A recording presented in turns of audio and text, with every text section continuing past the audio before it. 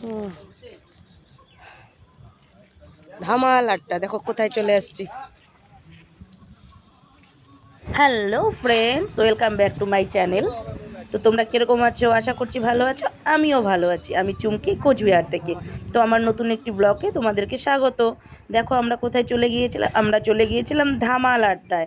যারা যারা কোচবিহারে থাকো তারা তো চেনো ধামাল আড্ডা। তো ধামাল আড্ডার ভেতরে আর ঢুকলাম না, ভেতরে আর কি ঢুকবো, আমরা তো রেস্টুরেন্টে খেতে যাইনি, আমরা একটু ফিল নিতে গিয়েছিলাম নদীর। তো সেখানে নদীর পাড়ে এসে নৌকা বিহারে উঠে পড়লাম, যদিও আগে কখনো আমি নৌকা বিহারে উঠিনি। তো সুস্মিতা বলল, মানে সুস্মিতাকে তো তোমরা সবাই চেনো, আমাদের ফার্মাসিস্ট। সুস্মিতা বলল চলো চুমকি দিয়ে উঠে পড়ি।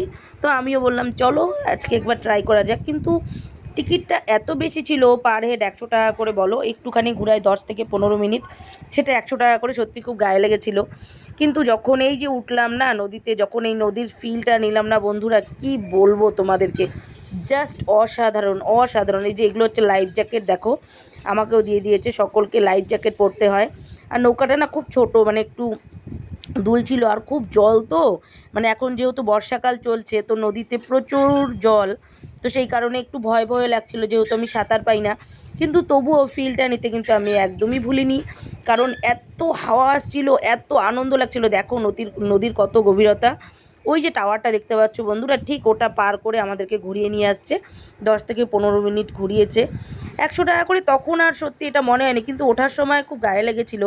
কারণ পার হেড 100 টাকা করে, এটা বুঝতেই পারছো আমাদের মতো মধ্যবিত্ত ফ্যামিলিতে এটা খুব গায়ে লাগে।